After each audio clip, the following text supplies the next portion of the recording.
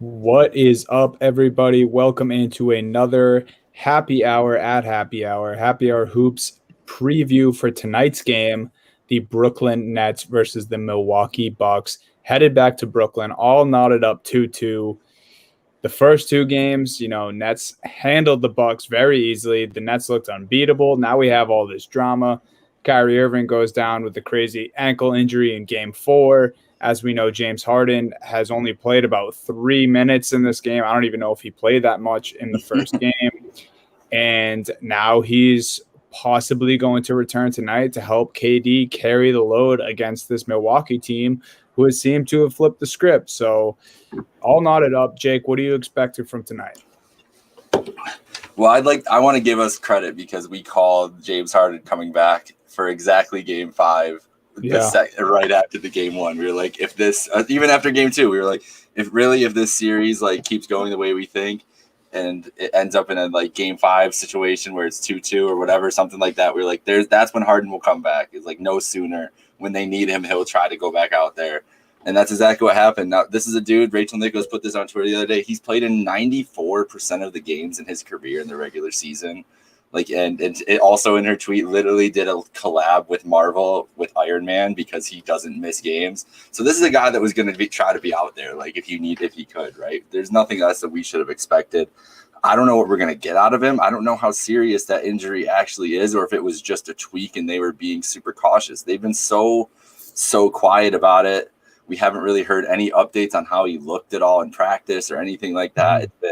It's been pretty quiet, and then today it just escalated so quickly. Like out of nowhere, it was, oh, he's upgraded to doubtful. Oh, he's planning to play. Oh, barring a huge setback, he's going to play. And it was within an hour that we got all those updates. Right. So I don't know what to expect out of James, but if it's a James Harden, even at 75%, even a hampered James Harden, just his presence on the floor, you would have to think is going to help Kevin Durant, who last game just was struggling once Kyrie went out. Yeah, and you mentioned all the news kind of coming out at once earlier today. It was last night, it was, Kyrie, Harden both ruled out. Everyone's like, okay, KD time, is this a legacy game for KD? Are we going to put – and how many times have we heard that in these playoffs alone, not even just this series? How many legacy games are we going to have? First it was Giannis. Oh, my God, his legacy is on the line, and they're down 0-2. Now it's knotted up 2-2. So, did he save his legacy? But now we're back to that. We were back to that with KD, and now we're going to have Harden possibly playing tonight. But my thing with the news that came out today is if all that's going to happen and all those tweets from Woj – no less. It's one thing if it's buzzing around NBA Twitter and there's a few blue checkmark people talking about it on Twitter, but all these reports are coming straight from Woj, the main NBA guy himself. I would find it very hard to believe if we don't see Harden out there tonight, even if it is a minutes restriction, even if he's not 100%, like you said, he's still a valuable piece. I think we will see him out there, and I think it's huge for the Nets regardless, because he's just, at the very least, he can be a decoy spot up guy that you absolutely have to defend. And that just opens up so much more for Kevin Durant. Well, and you kind of saw it in game 4 too, is that they just looked so dejected once Kyrie was out. They knew they couldn't really afford something like that in that game. They felt good going into that game that they would be able to handle. They felt good all series when the guys are healthy. I don't even think this would be close the way this series kind of played out, that if Harden and Kyrie were both healthy and available for this Nets team, we might be talking about an elimination game tonight or the series being done. That's just the way it looked. Even in game 3 with Harden, when Harden was out, it was still right there for the picking for the Nets. If they sneak out of that, we're talking a whole different situation in game 4. And now it's just flipped on its head completely, it's the thing that, 2 years ago, we were saying this same thing when the Bucks were up, 2-0 on the Raptors, and there was 1-0 on the Raptors, and everybody was getting excited. It's just these series just have their ups and downs like this, and this is where we're at. And you mentioned the legacy game. I think it's are we really going to think that much less of Kevin Durant if he doesn't go for 50-something points tonight? No, probably not. But that's the kind of pressure that is on this Nets team just this year in general. and especially on Kevin Durant, because this was what he chose. These are essentially, I mean, him and Kyrie decided to team up. They pretty adamantly wanted James to come in there, whether they, will admit to if they were recruiting him or not. That's one thing or another. But this is kind of the chosen path that KD has had, and all the criticisms that he's gotten over the year. Like, no one's gonna feel bad for him. No one's gonna build in those excuses for him that the team's been too hurt all year. Not even to mention LaMarcus Aldridge, who retired 3 days after they picked him up, and he was getting starting minutes and going to be a key cog to this team, like whether he was going to keep that role or not. So I don't know, but we're talking a lot about the Nets here. Do we think that, I mean, have you been impressed with Milwaukee, how they've played in Game 4, or do you think that they are just like a victim more of circumstance, and that's how they're ending up in this position? Like, do you think that they need to kind of keep their foot on the pedal, or is this that just do what they need to do and get out of their own way? Yeah, I think they earned the dub in Game 4. Game 3, I mean, Bruce Brown pretty much gave it to them. Like, they literally they had really no business winning Game 3. I mean, neither team played well. I still thought it was an entertaining game, even though the Bucks only had 86 points and won that game against the Brooklyn Nets, which is just insane that is even a statement. But I liked what I saw from the Bucks last game, and I started this preview off saying how the Nets looked unbeatable through the first two. The Bucks have scored 86 twice in this series. They've won one of those games, but that won't happen again. And I think they figured that out in Game 4. Like, they cannot score 86 points and expect to win again in this series, and probably not for the rest of the playoffs, because that's just kind of unheard of, especially in today's game. But what I did like from last game is Drew Holiday. I thought he played fantastic in Game 4, really asserted himself. I mean, he was taking the ball at KD, getting to the rack no matter who was on him. And it's nice because point guards who are as talented or more talented than Drew Holiday have the ball in their hand a lot more than Drew Holiday has the ball in his hand, just because of who he plays with. I mean, he plays with a guy like Giannis, who has a ton of usage, has the ball in his hand a lot, brings the ball up a lot. Then you got your secondary guy, Chris Middleton, who's a scorer, an ISO scorer, first and foremost. So he has the ball in his hands a lot. But Holiday made good of when he was able to get the rock, and I think that's just what they need to do. They need to play to their strengths. I think the thing that's hurt Milwaukee the most in this series is Giannis just making poor decisions. Too many outside shots, clearly thinking about free throws way too much. He's shooting like 20-something% at the free throw line for the series. Mm-hmm. I think they turned a lot of that around in Game 4, but they need to feed off that. I mean, they can't get caught up in what we get caught up in and, talk about who's playing and who's not for the Nets. Like, they need to ignore all that. That's like, leave that for people like us to worry about, where that's what we're, blabbering about before the game. But they need to just go out and play their brand of basketball. We didn't see it in the first two games. We barely saw it in Game 3. Last game, they looked a little legit. They looked like the Milwaukee Bucks. Yeah, it kind of seemed like they found their identity more in Game 4 and what they wanted to do, especially just flexing their muscle defensively. And it helped a lot that PJ Tucker was able to do, be so effective against Durant. Steve Nash came out and tried to argue that point after saying it was borderline non-basketball physical. I don't know about all that. Like, it didn't seem like it was that. It seemed like he was being physical. Definitely could have gotten a little more, but they're going to get those calls at home, and that's how this playoff series, I think, is going to break down into. But I just don't think that we're as you were just saying, like, I don't think we haven't seen the adjustments from Budenholzer really at all this series. We've still, like you said, we've still seen Giannis initiating the offense too much and not making. He doesn't make the right decisions a lot of times, and it hurts them, and it hurts their efficiency, and it just remains to be seen. Like, it seems like they're like they've backed into this 2-2 series. It doesn't feel like they came out, made a bunch of adjustments, and have played better. It just feels like it's been circumstances that the Nets have put themselves into, willingly or injury-wise, and that's how we've ended up in this 2-2 series. So the Bucks just really seem like I've never I really don't know what to expect for this game, because I can't imagine the Nets are going to look as shell-shocked as they did in Game 4 after Kyrie went out, or as lethargic as they did in Game 3 when they clearly just thought at the beginning of that game that they were just going to walk all over that team, because they pretty much did for the first 2 games. And it's I don't anticipate the Nets being that cold. And we got to talk about this guy because you've got it marked down here. Joe Harris has been brutal for the Nets. Bad, I mean, just really brutal. Bad. And they need him. They need him to make these shots. So has it been like he just hasn't been? He's getting the looks. Like what more do they need to do on offense to get these guys going? Yeah, I really don't know. And honestly, maybe the struggle from Joe Harris that we've seen, because I mean, I watched every single Celtics Nets game, and I'll go back to that series in a minute when we dive into the effect of Harden here in a little bit. But talking about Joe Harris, like Joe Harris played great in the Celtics series. I saw one of the games in person. I watched the rest of them on TV, and I swear that dude didn't miss. Like he was knocking down everything.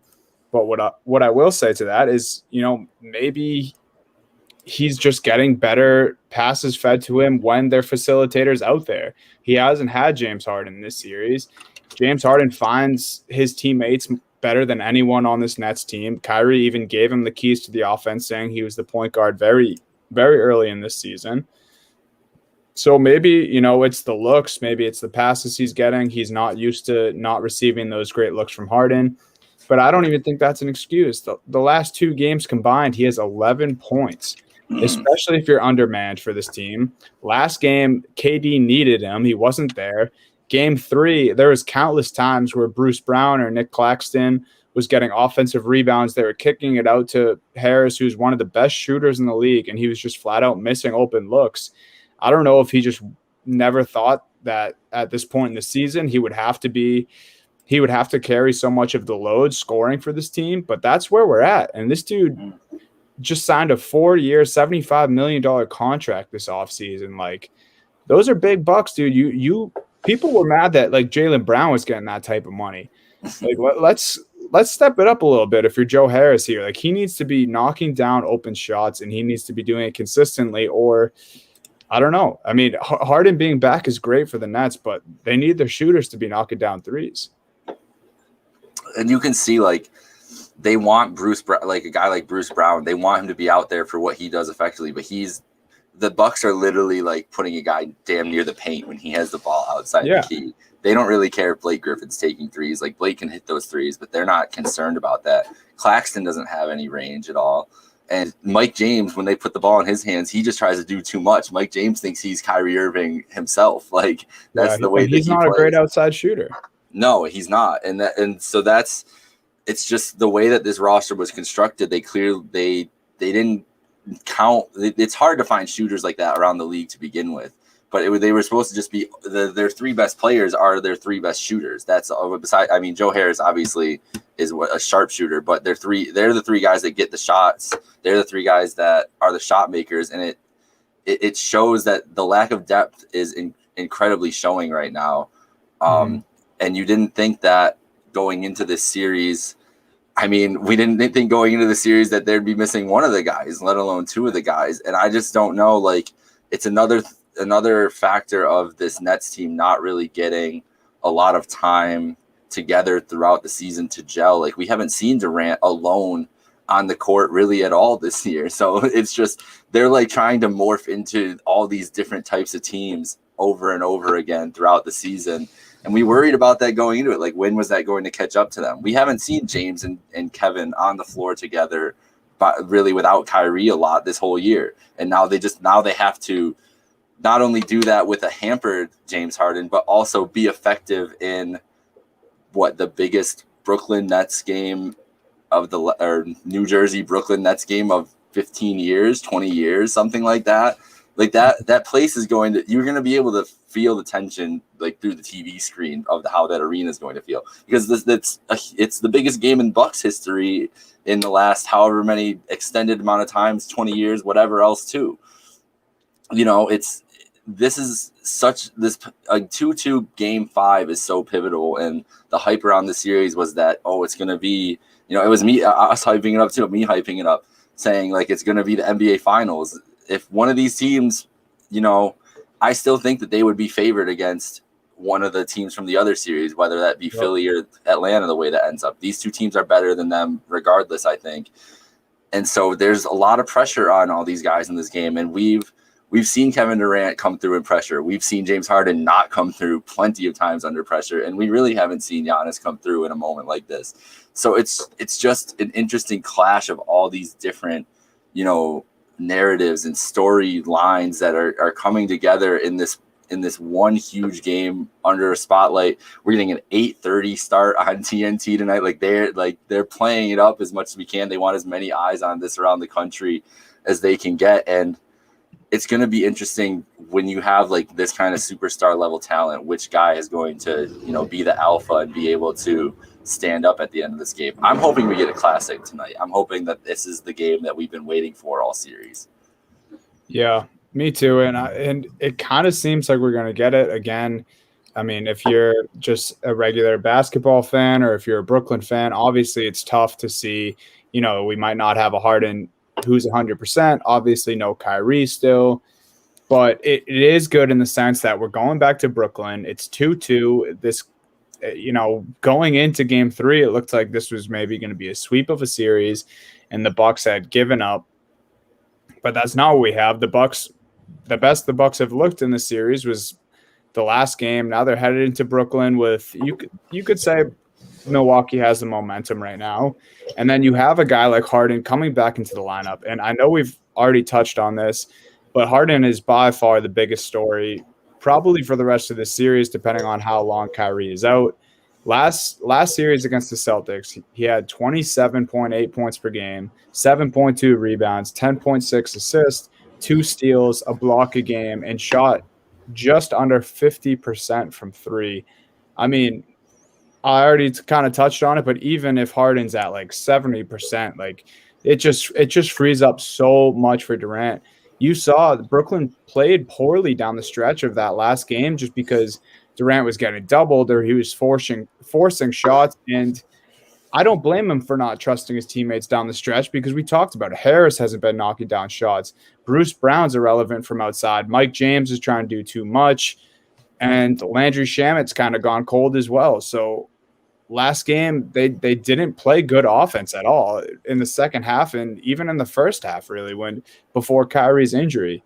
So you bring a guy like Harden into this mix, and love or hate the guy, he is an absolute baller. He can get a triple-double literally any night he wants. He could get one in the first half tonight if he wanted to.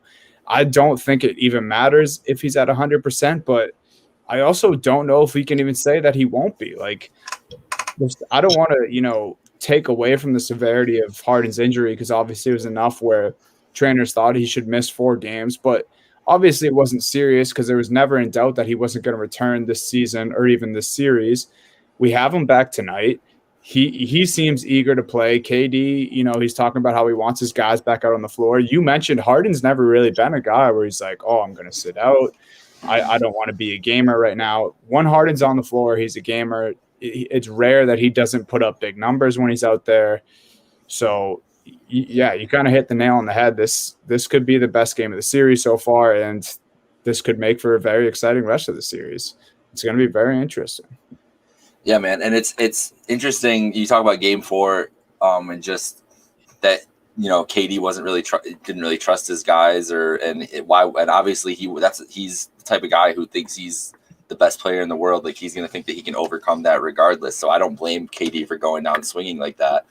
And we also have to remember that Steve Nash is a first-year head coach and has never made adjustments in this type of situation.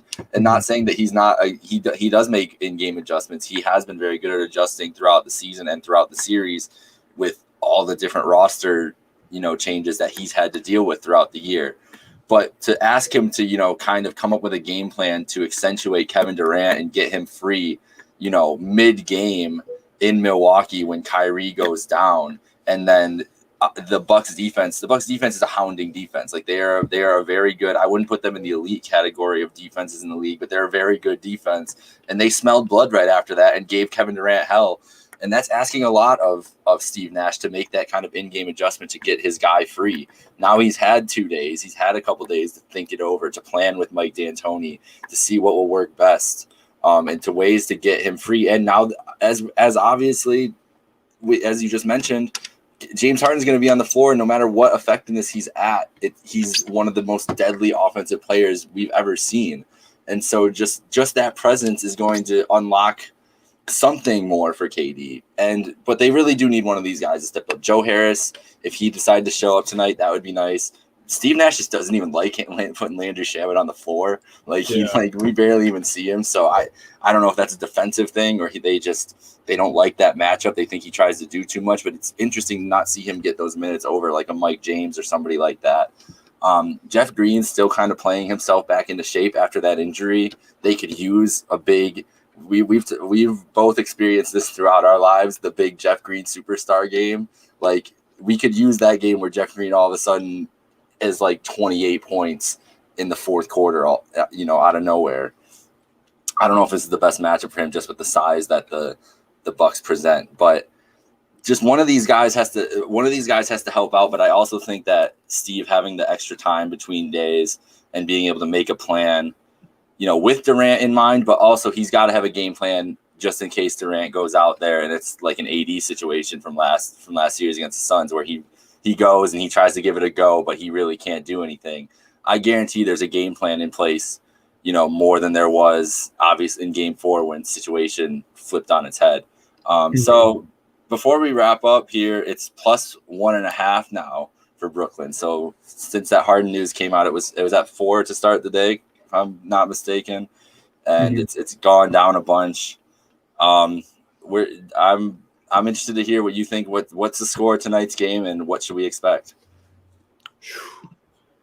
I don't know. I hear a lot of people on Twitter are taking the over of this game. I wouldn't be surprised if we see another low scoring battle. The last 2 games, we didn't have crazy offensive firepower. Of course, there's absurd offensive firepower on both sides of the floor here, but and I'm probably going to kick myself for saying this later, but I kind of like the under of this game. And this is kind of a boring answer as far as the spread goes. I liked, I took the Nets, I think +3. I got them earlier today, but it's this simple for me. If James Harden plays, I think the Brooklyn Nets win. If James Harden doesn't play, I think the Bucks will probably cover the spread. So it's kind of the boring answer, but I mean, I read you James Harden's statistics from the last series. We saw what he did all regular season long. I mean, he really is that much of a game changer and a factor in this game and in this series. So I like the Nets if Harden plays, which I think he's going to. So I'm rolling Nets. Yeah, I'm rolling the Nets regardless. I think that it's very simple for me in these big time situations, and that I'm usually just going to go with the best player on the floor doing incredible things. And Kevin Durant's he's been getting ripped on social media for the last two whole days, right? Like everybody like, oh, let's see KD do it without his superstar teammates for the first time, like all this shit from people, not from anything credible, but people, just NBA Twitter like is waiting for tonight to come. If it's a disappointment for the Nets, they're coming for KD's throat. This is Kevin Durant, the most online sports superstar we've ever seen in our life, like outside of Tom Brady, probably like the most dude that is clearly pays attention to all this shit, knows the discussion. He's already created 3 burner accounts since this series started. The burners will be out in full effect if he puts up 50 tonight. I just think that this is a dude who hasn't really ever had a lot of opportunities to have this like killer instinct, like go out there and just balls to the wall type of performance, because he's always had somebody else next to him, or in those performances it didn't end up working out for his team on OKC. So I think maybe tonight's the night. I think he's the best player on the floor, and if it comes down to a close game, I'm going to pick Kevin Durant over Giannis or Middleton or Holiday or anybody else on the thing. And I think the Nets at home will be able to keep it close and get the win here. It's crazy too, because game 3, he had 30 points, 11 rebounds, and last game he had 28 points, 13 rebounds, and neither of those were particularly great games from Kevin Durant, which is the scariest part. That's why, like, it sounds a little crazy to say, even if Harden doesn't play, you kind of can lean still the Nets. Like, you bring up a good point. Like, this dude is Kevin Durant. People forget, especially, I mean, he kind of did it to himself to let people forget, playing with all the stars that he's played with over the last 3-4 years, but he's still that dude. Like, 28 and 13 last game, and people will say that he had a bad game. Like, I'll say it. I think he had a bad game last game, and that is insane. Yeah, he only shot 9 for 25, so like obviously you can expect a better performance, and he's putting up 30 shots tonight. Like it's gonna happen. even if Harden's out there, like we mentioned, no one else is really stepping up, and he has the ability, and no one will tell him no if he says step aside, everyone else. I'm gonna shoot us to victory right now, and he's more than capable. They're at home.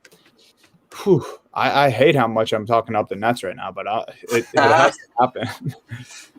I'm excited for this game. This is the games, it's been, I was thinking about it. We were listening to another podcast yesterday, and just the amount of basketball we've watched in like this condensed time from last July, from the bubble until now, is just like absurd. Like, definitely never thought I would watch this much basketball in this much time. And these are the games that you do it for, right? Like, this is the type of game. Giannis and KD on the floor, 2-2 to take control of the Eastern Conference semis. It's gonna be an electric atmosphere in New York. I can't wait to see it.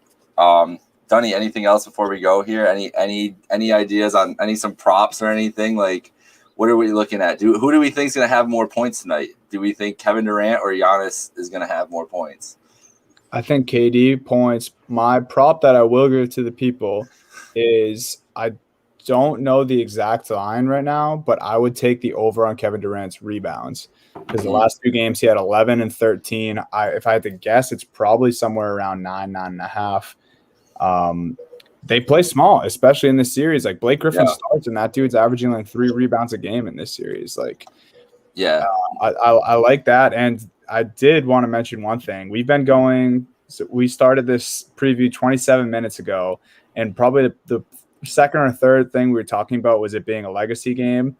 23 minutes ago, Big Cat tweeted, "Is tonight a legacy game for Kevin Durant?" Many people are asking. So maybe Big Cat's listening to Happy Hour Hoops.